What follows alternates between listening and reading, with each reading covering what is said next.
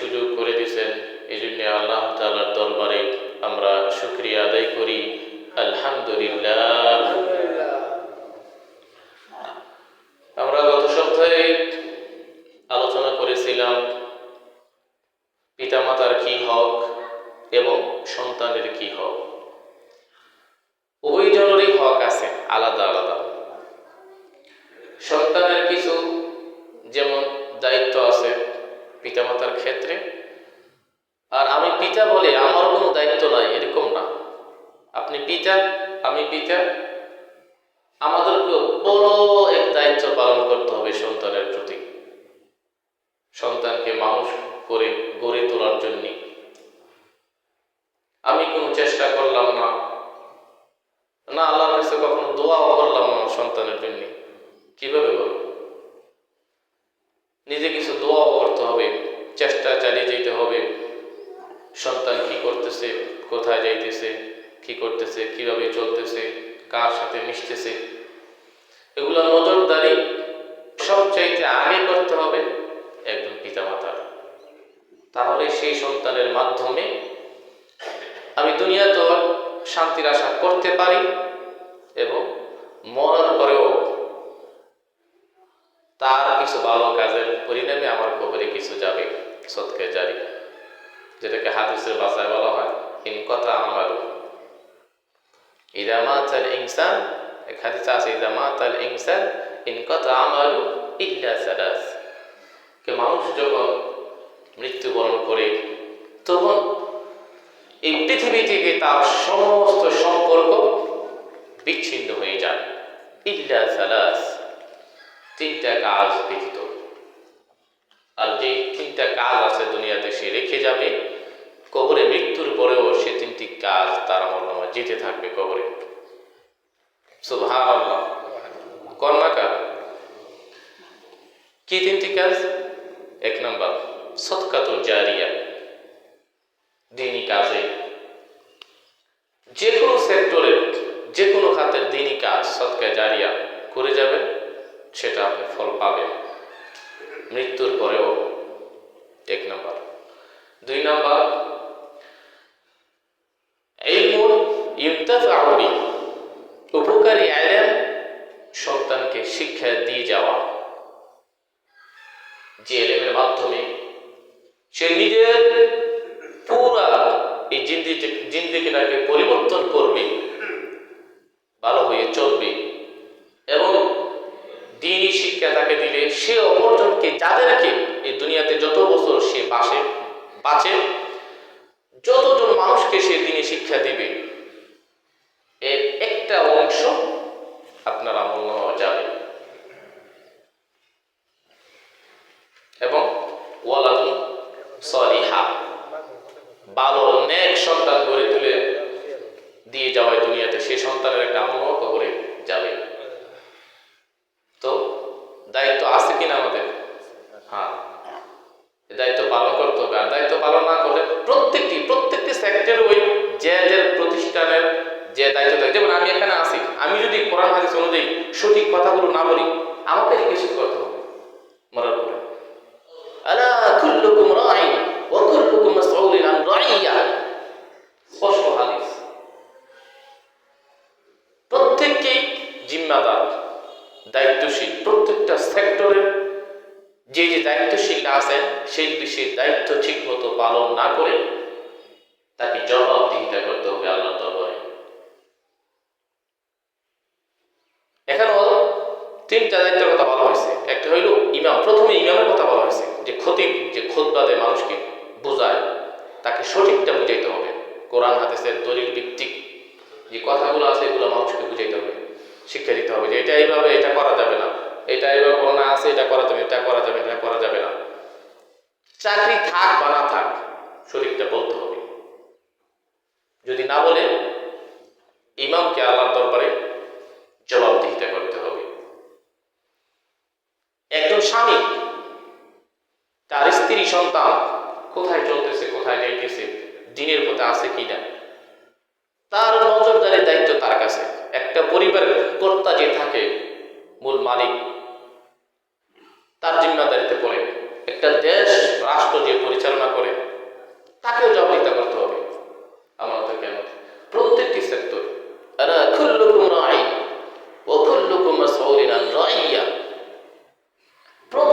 জিম্মাদারি দায়িত্বশীলকে আল্লাহর দরবারে জিজ্ঞাসিত হতে হবে।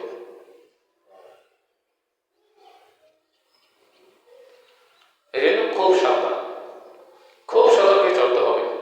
এই দুনিয়ার সামান্য জীবন যেমন সতর্কতা বেশি অবলম্বন করতে হবে, তেমন সেই মোটা দাগের জান্নাত আমরা কি পাবো। গত সপ্তাহে আমি কুরআনুল কারীমের অনেকগুলো আয়াত দিয়ে এ বিষয়ে কথা বলতেছিলাম। পড়তে পড়তে সূরা লোকমানের আয়াত শুরু করছিলাম, ওখানে আর আমি যাইতে পারি না সময়ের কারণে। তারপর থেকে আমি বলতেছি, আল্লাহ তাআলা সূরা লোকমান এক জায়গায় বলে, ওয়াসাইনাল ইনসানা বিওয়ালিদাইহি, ওয়াসাইনাল ইনসানা বিওয়ালিদাইহি। আল্লাহ তাআলা বলেন যে আমি উপদেশ দিতেছি, ওসিয়ত করে দিতেছি, সতর্ক করতেছি প্রত্যেকটা মানুষকে, প্রতিটা মানুষের জন্য। কেন? ওয়াসাইনাল ইনসানা বিওয়ালিদাইহি, তাদের পিতামাতার ক্ষেত্রে কি ওসিয়ত? যে হামালাতহু উম্মুহু ওয়াহনান আলা ওয়াহনিন ওয়া ফিসালুহু ফি আমাইনি আন ইশকুর লি ওয়া লিওয়ালিদাইকা ইলাইয়াল মাসীর। আমি যে কথাগুলো বলতেছি আলহামদুলিল্লাহ প্রত্যেক জুমায়, প্রতিটি জুমায় আমার সাধ্য অনুযায়ী আমি চেষ্টা করতেছি কুরআনুল কারীমে কি কথাগুলো আছে এগুলো জানানোর জন্য। এগুলো তো আগে আবার জানা শেষ করতে হবে, তাহলে অন্য কিছু। আল্লাহ বলেন, হামালাতহু উম্মুহু ওয়াহনান আলা ওয়াহনিন ওয়া ফিসালুহু ফি আমাইনি আন ইশকুর লি ওয়া লিওয়ালিদাইকা ইলাইয়াল মাসীর। আল্লাহ ওসিয়ত করে বলতেছে তার পিতামাতার ব্যাপারে প্রত্যেকটা মানুষকে, যে দেখো তোমার পিতামাতা, তোমার মাতা হামালাতহু উম্মুহু ওয়াহনান আলা ওয়াহনি, কত কষ্টের উপর কষ্ট সহ্য করে তোমাকে পেটে তোমার পিতামাতা কি করছে, লালন পালন করছে। এটা শরীর করিতেছে। আমাদের মতো গাদারাতে একবার কইলে আমরা বুঝি না।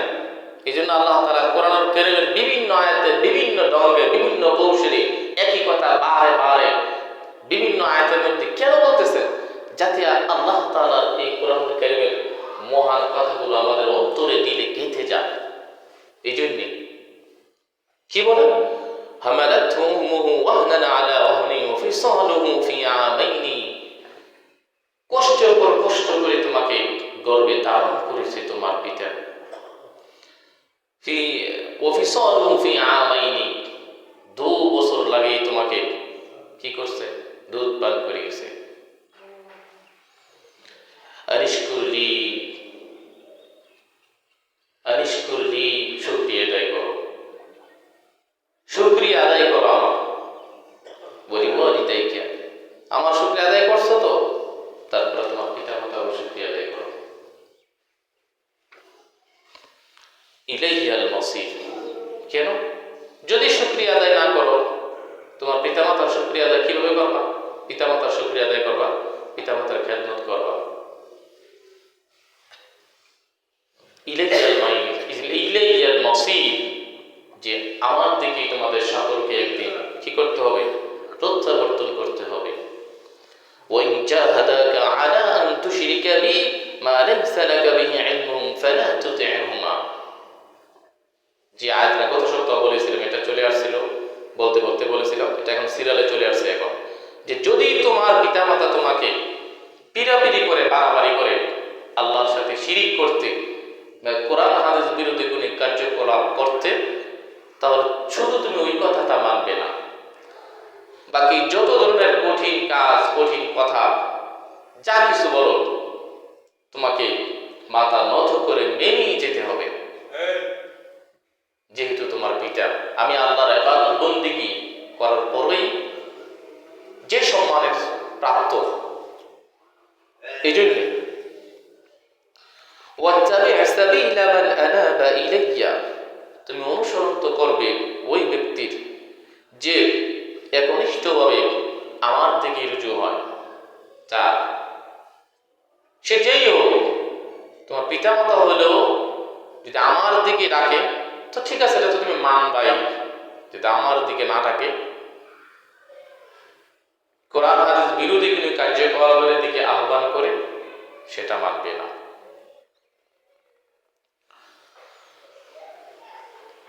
সুম্মা ইলাইয়া মারজিউকুম ফাউনাব্বিউকুম বিমা কুনতুম তা'মালুন।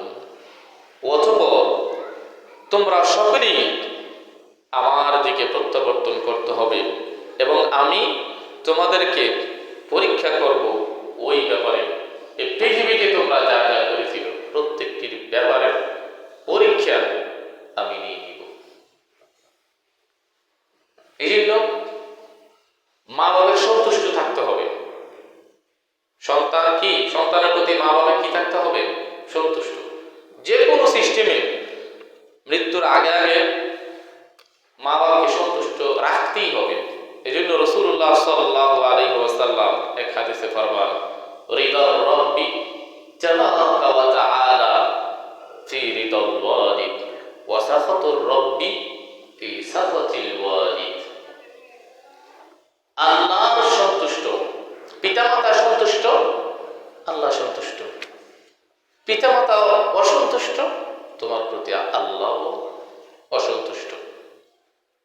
স্পষ্ট কোরআনে আল্লাহ এভাবে বলছে, আর নবীজি এভাবে বলে দিয়েছেন স্পষ্ট। পিতামাতা সন্তুষ্ট তো আল্লাহ সন্তুষ্ট, আর পিতামাতা অসন্তুষ্ট, আল্লাহ অসন্তুষ্ট। এই জন্য খুব সতর্ক, পিতামাতা যাতে কখনো কোনো কষ্ট না পায়, আঘাত না পায়, এই জন্য খুব সতর্ক থাকা। শুধু বাস আমি ইবাদত বন্দেগী যা আছে সব করলাম, কিন্তু আমার চাল চলন কথাবার্তা ডাকাতের মতো, তাহলে ইবাদত বিনষ্ট হয়ে যাবে। ওইটাও একটা ইবাদত। পিতামাতাকে সন্তুষ্ট রাখা সেটাও ইবাদত। আর পিতামাতারও কি দায়িত্ব? সন্তান যাতে খারাপ না হয়ে যায় সতর্ক থাকা। আর প্রত্যেকেরই এটা দায়িত্বশীল ব্যাপারে জিজ্ঞাসিত হতে হবে। আর নাইলে এই সন্তান যদি খারাপ হয়ে যায় তখন আল্লাহর কাছে অভিযোগ করার একটা সুযোগ পাবে, অভিযোগ করবে। সেটাও কোরআনে আছে, রব্বানা আতিহিম যিফাইনি মিনাল আযাব ওয়ালআনহুম লা'নান শারীরা। আর একটা আল্লাহ তাআলা বলেন যে যাদের কাছে দায়িত্ব থাকবে, প্রধান থাকবে, তারা যদি তাদেরকে সঠিক পথের দিশা না দেয়, তখন যারা ভুল পথে গিয়েছিল তারা তো ভোগ করবে, ভোগ করার সময় বলবে তাদেরকে ডাবল আযাব দেন আল্লাহ, তারা আমার সঠিক পথ দেখায়। আল্লাহর দরবারে কি করবে? অভিযোগ করবে যে তাদেরকে ডাবল আযাব দেন আল্লাহ। তাহলে ওখানে তো আল্লাহ একটি উদাহরণ দিয়ে বুঝাই দিলেন যে কি কষ্ট করছে, গর্ভে ধারণ করে 2 মাস দুধ খাওয়াইছি। এখানে আবার ওই আয়াতটার মধ্যে আরেকটা আয়াত সূরাতুল আহকাফের মধ্যে আল্লাহ তাআলা এখানে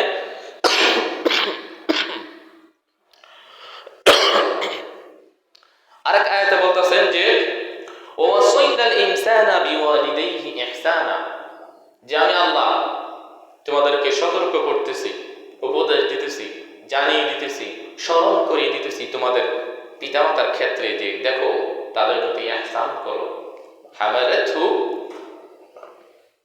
হামালাতহু উম্মুহু কুরহা ওয়া ওয়াদাতহু কুরহা, কষ্টের উপর কষ্ট করে তোমাকে গর্ভে ধারণ করেছে। ওয়া হামলুহু ওয়া ফিসালুহু 30 শাহরা, গর্ভে ধারণ করা এবং দুধ ছাড়ানো, গর্ভে ধারণ এবং দুধ ছাড়ানো এই দুটো মিলিয়ে 30 শাহরা, 30 মাস পর্যন্ত এক নাগারে চরম কষ্টের মাধ্যমে তুমি পৃথিবীর মুখ দেখেছো, আলো দেখেছো। কি একটা উদাহরণ দিচ্ছে, চিন্তা করেন। আল্লাহ আমার মতো গানাকে বাংলা বোঝানোর জন্য আল্লাহ কিভাবে উদাহরণ দিতেছেন। গর্ভে ধারণ করা এবং দুধ ছাড়ানো পর্যন্ত 30 মাস। কিভাবে 30 মাস হলো? গর্ভে ধারণ লাস্ট 6 মাস, আর হলো দুধ ছাড়াবো 2 বছরের কথা আগে, তাহলে 6 মাস আর 2 বছরে কয় মাস? 24 মাস। 24 আর 6 কয় মাস হয়? 30 মাস। এই জন্য আল্লাহ এখানে বলছে সালাসুনা শাহরা, এই 30 মাস কষ্ট করার পরে তুমি দুনিয়াতে আসছো। আর এখন কি হয়েছে এই বিধান আপনি বলি না, কাকে বলা হইতেছে? বাপ মাকে।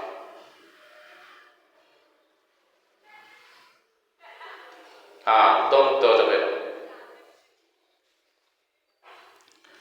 তারপরে আল্লাহ তাআলা বলেন যে হাত্তা ইযা বালাগা আশুদ্দাহু, হাত্তা ইযা বালাগা আশুদ্দাহু ওয়া বালাগা 40 সানা। এরপর আস্তে আস্তে ধাপে ধাপে, যখন আগে তো বলা হয়েছিল যে সন্তান যখন একটু বড় হতে থাকে তখন তাকে আল্লাহ শিক্ষা দেওয়া, নবী শিক্ষা দেওয়া, লা ইলাহা ইল্লাল্লাহ কালিমাগুলো তারতিব করা, এগুলো শিক্ষা দেওয়া। তারপরে যখন 7 বছর হয়, হাদিস গেছে, নামাজের জন্য বলতে থাকা, তারপরও সে শোনে না, 10 বছর হইলে নামাজের জন্য সন্তান আসে না, তাকে কিছু পিটানি দাও, সেটার কত হাদিস আছে বলেছিলাম। তো হাত্তা ইযা বালাগা আশুদ্দাহু ওয়া বালাগা 40 সানা, এভাবে করতে করতে যখন সে 40 বছর উপনীত হয়, একটা মানুষ 40 বছর হলে তার পরিপুক্ত পাকাপোক্ত অবস্থা চলে আসে। এই জন্য প্রত্যেক নবীকে নবুয়ত দেওয়া হয়েছে কয় বছর বয়সে? 40 বছর বয়সে। এখন এই 40 বছর কথা এখানেও কি চলে আসছে, হাত্তা ইযা বালাগা আশুদ্দাহু ওয়া বালাগা 40 সানা। 40 বছর যখন পৌঁছায় তখন সে পরিপূর্ণ পাকাপোক্ত। বুঝ মানে বালাগে সে কি করে পৌঁছায়। ক্বালা রাব্বি আউজি'নি, অতঃপর তাকে দ্বীনি বুঝ শিক্ষা ছোট কাল থেকে দিলে সে তার সঠিক বুঝটা সে চলে আসবে।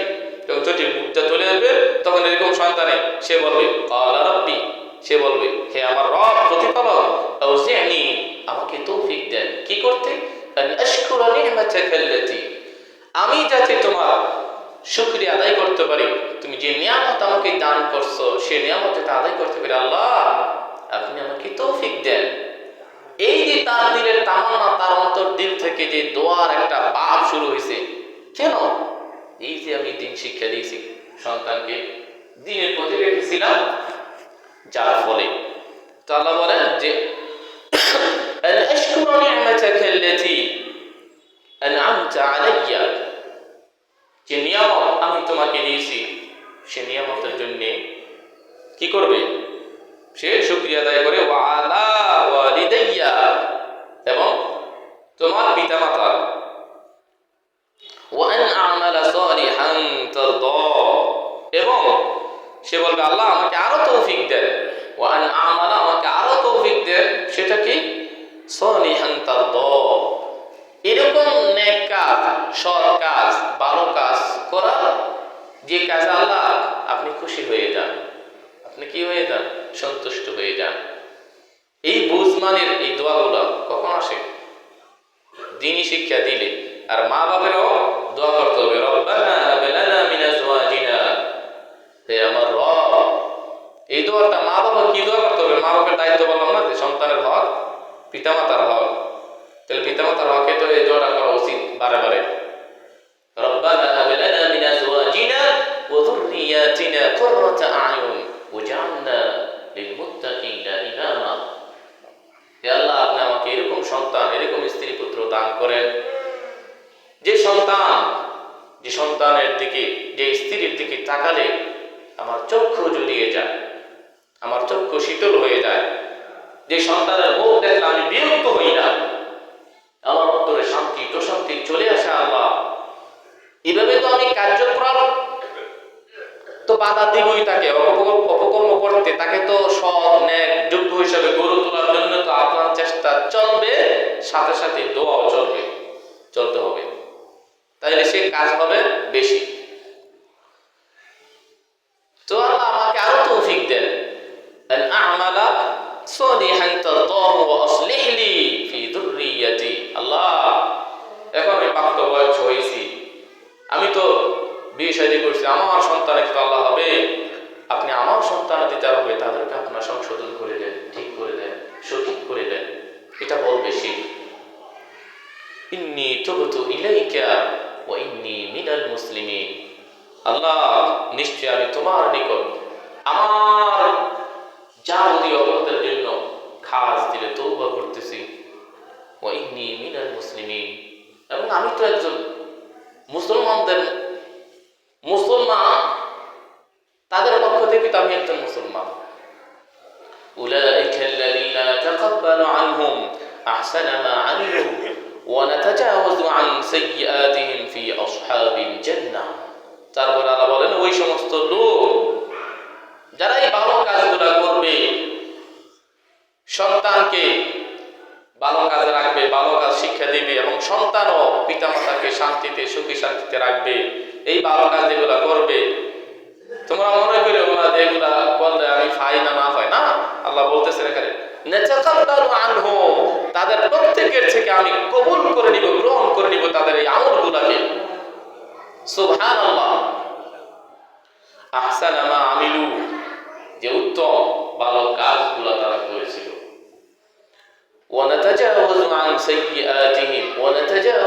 সাইয়্যাতিহিম ফি আসহাবিল জান্নাহ, এবং তাদের যে অপকর্মগুলো পাপগুলো সেগুলো আমি মিটমাট করে দিয়ে ফি আসহাবিল জান্নাহ, তাদেরকে জান্নাতের অধিবাসী আমি করে দিব। সুবহানাল্লাহ।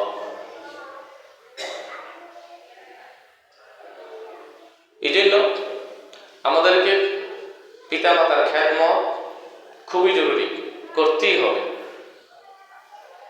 রাসূলুল্লাহ সাল্লাল্লাহু আলাইহি ওয়াসাল্লাম এর কাছে এক সাহাবী এসে জিজ্ঞাসা করলেন যে ইয়া আল্লাহর রাসূল, আইয়ুল আমালি আহাব্বু ইলাল্লাহ, যে আল্লাহর নিকট সবচাইতে প্রিয় আমল কোনটা? এক সাহাবী কি করছেন? জিজ্ঞেস করছেন আইয়ুল আমালি আহাব্বু ইলাল্লাহ। قال رسول الله صلى الله عليه وسلم, তখন এখানে রাসূলুল্লাহ সাল্লাল্লাহু আলাইহি ওয়াসাল্লাম জবাব দিলেন কি, যে as-salatu ala ওয়াক্তিহা, যে টাইম মতো ওয়াক্ত মতো তুমি পৃথিবীর যেখানেই থাকো নামাজটা আদায় করে নেওয়া হবে। এটা সবচেয়ে উত্তম শ্রেষ্ঠ কাজ। এটা ওই সাহাবীর প্রশ্নের উত্তরে এই কথাটা বলেছিলেন কে? রাসূল সাল্লাল্লাহু আলাইহি ওয়াসাল্লাম। তারপরে সুম্মা আইয়ু, ওই সাহেব আবার জিজ্ঞাসা করেন অতঃপর কোন কাজটা? ক্বালা রাসূলুল্লাহ সাল্লাল্লাহু আলাইহি ওয়াসাল্লাম বিররুল ওয়ালিদাইন, দ্বিতীয় কাজটা এখানে বলে দিলেন বিররুল ওয়ালিদাইন, পিতা মাতার সাথে উত্তম আচরণ করা। ওই সাহেব আবার জিজ্ঞেস করলেন সুম্মা আইয়ু, তারপর কোনটা? ক্বালা রাসূলুল্লাহ সাল্লাল্লাহু আলাইহি ওয়াসাল্লাম আল জিহাদু ফি সাবিলিল্লাহ, জিহাদ দ্বীন প্রতিষ্ঠার জন্য। এই কোরআন হাদিস অনুযায়ী যে বিচার ফয়সালা যেগুলো আছে এগুলো রাষ্ট্রীয়ভাবে প্রতিষ্ঠা করার জন্য যখন যে ডাক দিবে সেই জিহাদের ময়দানে তখন ঝাঁপিয়ে পড়া, এটা উত্তম কাজ। ক্বালাল জিহাদু ফি সাবিলিল্লাহ। আল্লাহ তাআলা আমাদের সকলকে এই যে কথাগুলো বলা হইতেছে আমাকে এবং আমাদের সকলকে, আল্লাহ তাআলা বাণী মহাগ্রন্থ আল কোরআনুল কারীম এবং রাসূলুল্লাহ সাল্লাল্লাহু আলাইহি ওয়াসাল্লামের অসংখ্য লক্ষ লক্ষ হাদিসের টুকটাক যে কথাগুলো বলা হয় প্রত্যেকটি কথা আমাকে এবং সকলকে আল্লাহ তাআলা আমাদের সকলকে আমল করার তৌফিক দান করুন। আমিন। ওয়া আখিরু দাওয়ানা আলহামদুলিল্লাহি রাব্বিল আলামিন।